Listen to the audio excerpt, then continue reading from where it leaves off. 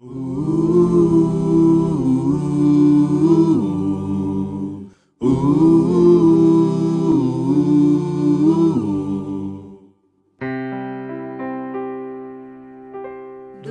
teu falar, ó Salvador, jamais vou duvidar, é encorajador. Alimento Diário, série A Igreja, Coluna e Base da Verdade.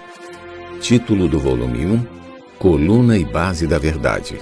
Autor, Esdras Mar. Título da semana 3, A Igreja, o grande mistério da piedade. Quinta-feira. Ler com oração, Hebreus capítulo 9, versículo 14. Muito mais o sangue de Cristo, que pelo Espírito eterno a si mesmo se ofereceu sem mácula a Deus, purificará nossa consciência de obras mortas para servirmos ao Deus vivo. A importância da boa consciência. A definição oficial de fé que a Bíblia nos dá é: a fé é a certeza de coisas que se esperam, a convicção de fatos que se não veem. Hebreus capítulo 11, versículo 1. Na experiência, fé é receber tudo o que Deus planejou, fez e deu a nós.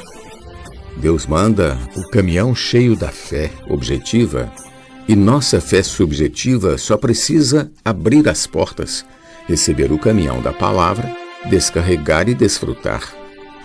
Uma definição subjetiva de fé é agirmos ou reagirmos com base na palavra de Deus, a qual é a verdade. Deus fala, nós cremos no que Ele falou e damos um passo de fé. Um exemplo é a passagem em que Pedro anda sobre as águas. Pedro quis ter uma experiência forte e disse ao Senhor: se és tu, Senhor, manda-me ir ter contigo por sobre as águas. Versículo 28. Pedro não foi tolo de sair andando sobre as águas, mas esperou o Senhor falar. Quando o Senhor disse, vem, Pedro foi e andou sobre as águas. Pedro creu na palavra do Senhor e agiu baseado nela.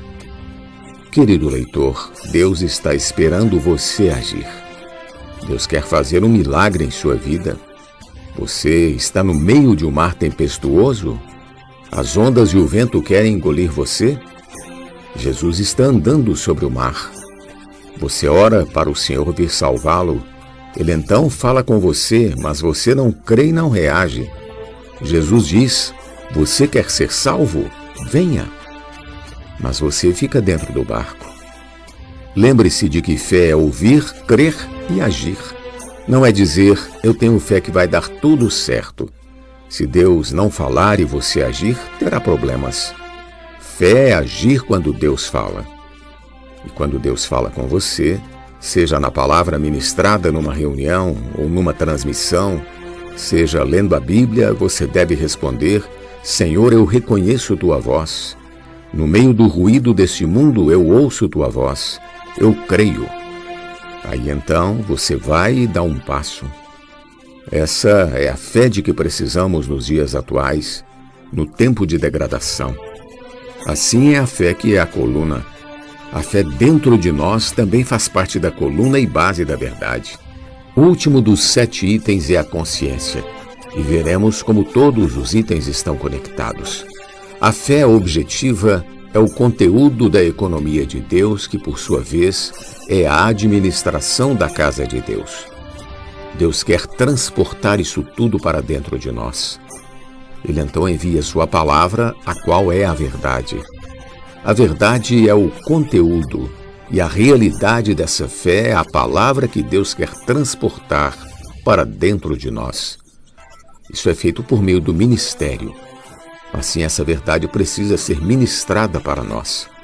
Essa ministração vem mediante os sãos ensinamentos, as sãs palavras, a linguagem sadia que temos na vida da igreja.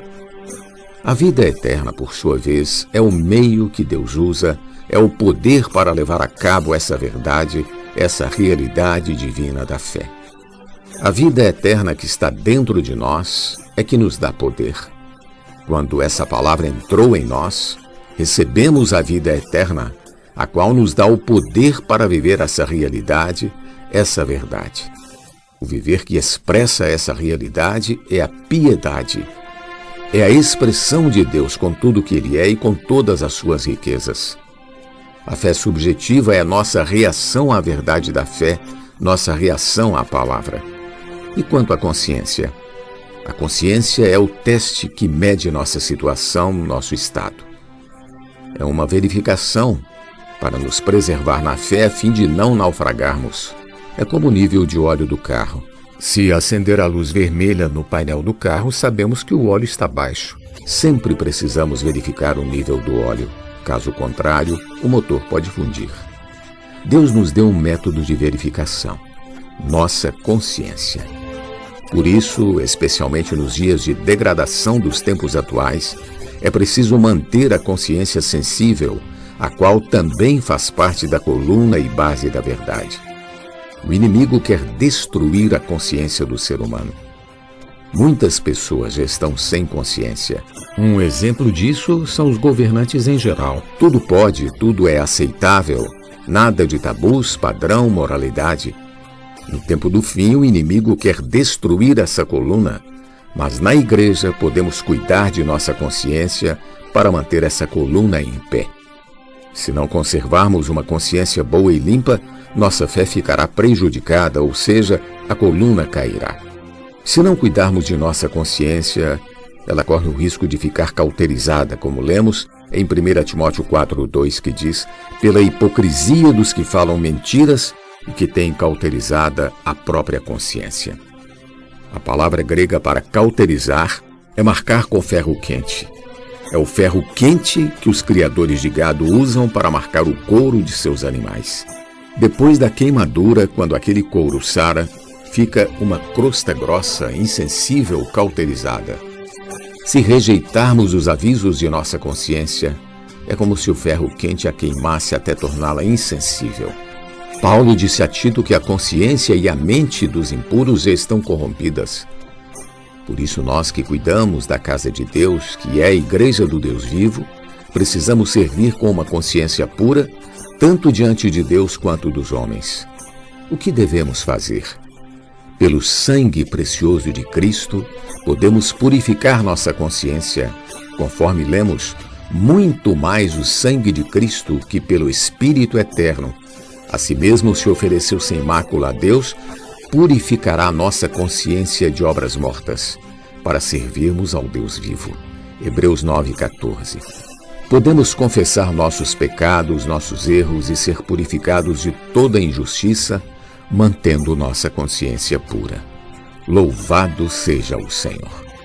Pergunta de hoje: o que significa na prática ter a consciência cauterizada?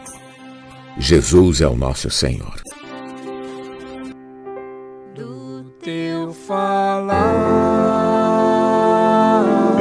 ó Salvador, jamais vou duvidar, é encorajador, fiel me faz andar, faz tua glória eu ver, o mal vem derrotar. Fiel me faz andar, faz tua glória eu ver, o mal vem derrotar.